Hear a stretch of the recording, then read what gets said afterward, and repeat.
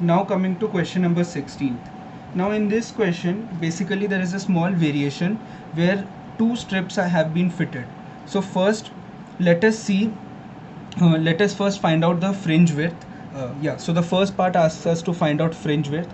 Now we know that fringe width, which is denoted by beta, is the expression for it is lambda capital D by small d. Now since this entire quantity is not dependent on mu, or it does not depend on mu or any slab or whatever has been kept, so that is why there will be no change in terms of calculation.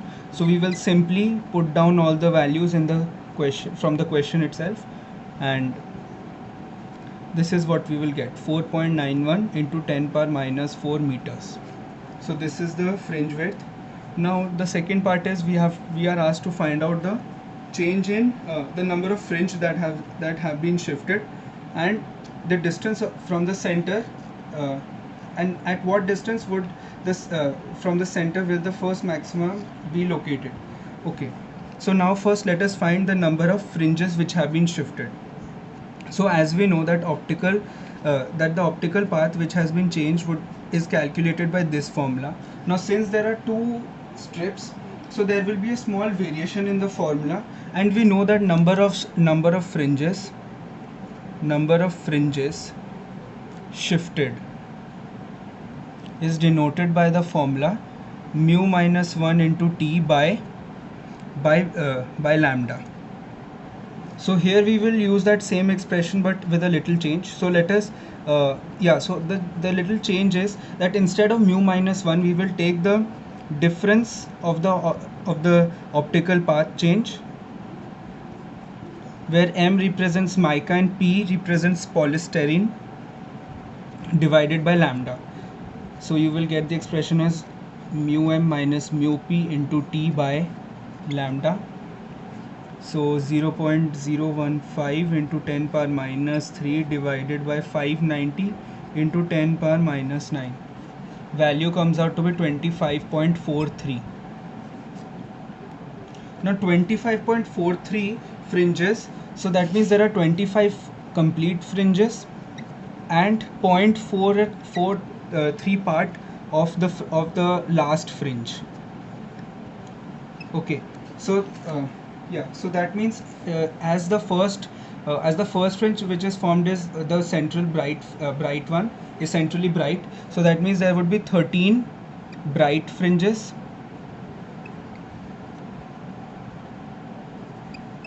plus 12 dark fringes, and the 4.13 part of the fringe. Now this would be a dark fringe. So now we are asked to find out the position of maxima from both the sides. So from first side, 0.43 side into beta which is the fringe width, 4.91 into 10 power minus 4, value comes out to be 0.021 centimeter, and from the other side would come out to be 1 minus 0.021. Yeah, so value would come out to be this of, sorry, I'm so sorry, this would be of beta. Now coming to question number 17. Now this question is again on a system having two transparent slabs of medium mu1 and mu2. So again, as we had seen in the previous problem, the net effective delta x would come out to be mu1 minus mu2 into t. Okay, and as they are saying that we want what should be the minimum thickness of the slab, so there is a minimum at point PO which is equidistant from both the slits. So that means for minimum, we know that for the first minima the path difference is lambda by 2. So mu1 minus mu2 into t is equal to lambda by 2. So t equals to lambda over 2 into mu1 minus mu2.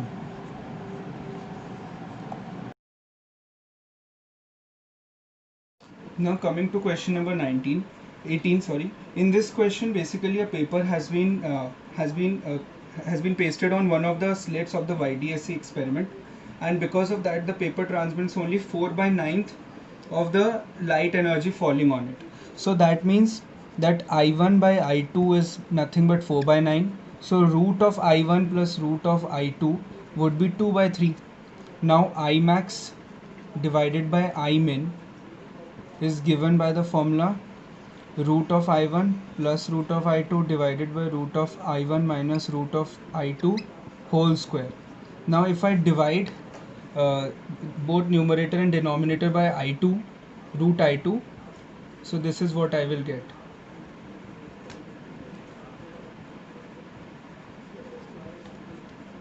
And square of this entire expression. Now just putting down the values, 2/3 plus 1, 2/3 minus 1 whole square, you will obtain the answer as 25:1. Now next question, next part is asking us to find out the number of fringes that will cross through the center if an identical piece is pasted on the other slit as well. So as we had seen in the previous example, the formula for this is mu minus 1 into t by lambda. So lambda, yeah, if you just substitute all the values, lambda is given to be 1.45 minus 1 into thickness is 0.02, 10 raised to the minus 3 into 10 raised to the minus 3 over here, and lambda is 600 into 10 power minus 3. Value would come out to be 15. So that means 15 fringes will cross. Now in question number 19, we are asked to find out the change in the fringe width of the pattern formed when the entire YDSC setup has been immersed in water. Now for this we have to remember a formula that whenever the YDSC setup is immersed in water, so there will be a change in the fringe width, which is given by the original fringe width divided by mu, which is the refractive index of the medium. Now beta is given by lambda capital D by small d into mu, and mu of water is given to be 4/3. Now substituting all the values in the from the question, 700 nanometer into distance, which is 28 millimeter, and mu is 4/3, and distance is given to be 0.28 into 10 power minus 3. Okay, I'm sorry, this is capital D, so this is 48 centimeter, 48 into 10 power minus 2. Now if you solve this entire expression, you will get the answer as 0.9 millimeter. Now coming to question number 20th. Now in this question we have to show that if the incident beam makes an angle theta is equal to sine inverse lambda by 2d, then we will with the normal of the plane of the slits, then there would be a dark fringe at the center P0 of the pattern. So let us first draw the two slits. This distance between the slit and the screen is capital D, and between the two slits is small d. Now this is the normal to the plane of the two slits. Now these are the two incident rays.